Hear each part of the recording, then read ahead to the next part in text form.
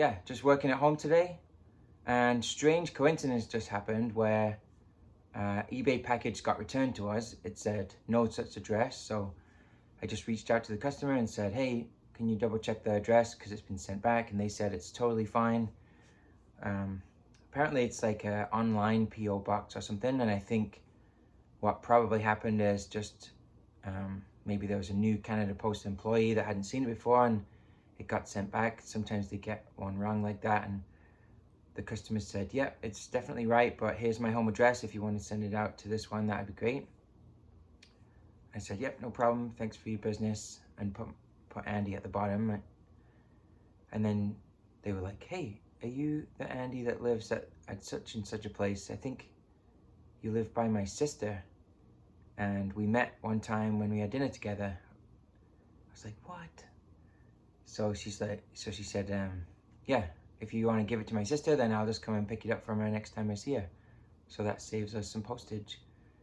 But yeah, it just seems a funny coincidence. You know, it could be sold to any person in the world. It could be sold by any person in the world, and the two people just happened to have met, and we figured it out. It happened once before when we lived in England. What were we selling? I think we listed our Christmas stockings. Oh no, we had an extra Christmas stocking, so we put it on eBay, and it sold right away. And when I looked at the shipping address, it was one house number away from the house that we lived at. And they couldn't even see where it was coming from exactly. But within 2 minutes, I walked across the road, knocked on the door, and said, hey, did you just buy this on eBay? And they left a great feedback saying, the fastest delivery we've ever had. Because it literally was just like 2 minutes. Yeah. Strange coincidences. In a previous video, I was talking about how well the old Canada Post workers used to keep magazines. I'm sure the current Canada Post workers do the same thing too, but this is maybe how they got sent. So this one is from June 1955. It's in really nice condition. It's got no mailing label on, but inside I noticed it had this Canadian Magazine Post with the person's address. So I don't know if it was maybe wrapped in plastic with this on the outside. I don't know if they wrapped them in plastic back then or not. But then whoever's delivering it could see this, and it's saying if there's an address change, then send this brown thing back. And it's kind of been sealed on the back. There's nothing inside, but it's got a postmark on the back. So I don't know exactly how it worked, but they did a good job and still do. It's frustrating. So we accidentally switched 2 shipping labels over. There was 2 different people that bought magazines, and they were both in the US, which before was a nightmare to figure out giving someone a shipping label, because on Canada Post it wouldn't let me create a shipping label which started in the US and came to Canada, or actually I don't think it even lets you go US to US. Anyway, I found a tip from a YouTuber which said there's a different kind of website called I think Pirate Ship, where you can make shipping labels from different companies.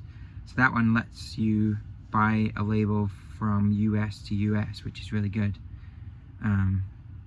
You can't do US to Canada, but we live close to the border, so if I need to go pick something up, then that works okay. Anyway, both of the magazines arrived at the same time. It was about 3 weeks ago, and one guy said, hey, you sent me the wrong thing. And I reached out to the other guy and said, hey, did you receive the wrong thing? And he said, yep. So I messaged them both. Is it okay if I send you a shipping label? Both of them said, yeah, no worries, don't worry about it. Just send the label and we'll put it in the mail to each other.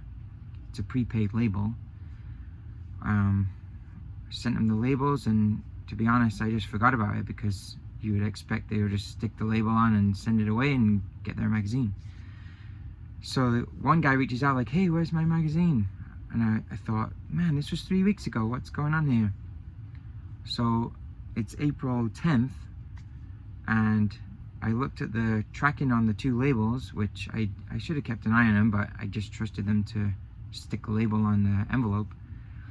One guy got his magazine on April 1st, so you would think that would trigger him to say, oh yeah, I got to put the label on the other magazine. Like, it's not even, one's a magazine about Vancouver, one's a magazine about a local racetrack, so they don't really have even anything in common, because yeah, maybe one guy might want to keep one, but it's like, yeah, it's annoying when people don't stick to their word, because now the one guy has sent the magazine right away, he just did it what he said, and the other guy I've not heard from, so it's a little bit out of my hands. It's my fault. I already gave a refund to the guy who hasn't received his magazine because it's taking way too long, but it's such a specific thing. I cannot get a replacement. Nobody else is selling this particular magazine from 1998. It's got statistics from racetrack event, and yeah, I really want to get it to him, but often I would go and find another one and buy it and send it out, but it's too specific, unfortunately. So really keeping my fingers crossed that this other guy realizes that he should have sent the other guy's magazine and sends it out. But yeah, it's happened a couple times where you know, if we've sent something by someone to someone by mistake, and they say, oh yeah, no worries, I'll forward it, and then they don't. But yeah, here's something that just caught my eye. Looks like some kind of a charity basketball and American football game event in 1979. So Team Canada versus the Soviet Union national team. They played a basketball game, and then maybe before they came out, the BC Lions played the Seattle Seahawks. There's a lot of signatures on the front. One on the back too. I know there's a lot of Seattle Seahawks fans around here. I don't know if there's many Soviet Union national basketball fans around. Inside it shows some of the names of the Seahawks guys. I know that's kind of the big selling feature of this item, would be the Seahawks. This is from 1979, and I looked at their Wikipedia page, which you know is super accurate because anybody can edit that. So you know you're always getting the best information. Wikipedia is the best thing ever. Anyone in the world can write anything they want about any subject. So you know you are getting the best possible information. It says not all these players will participate, but here's a few of the Seahawks guys. It looks like they were formed in 1975. No, what does this say here? Let's just look on here. Established in 74. They had a naming contest in 1975. They got their first coach in 1976.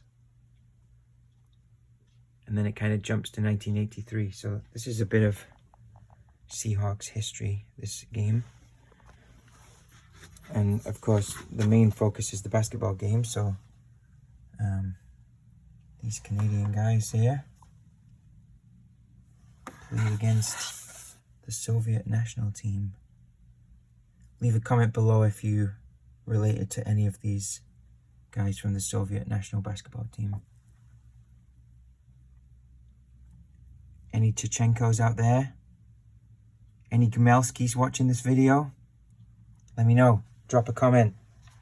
Stay tuned for more Soviet basketball goodies.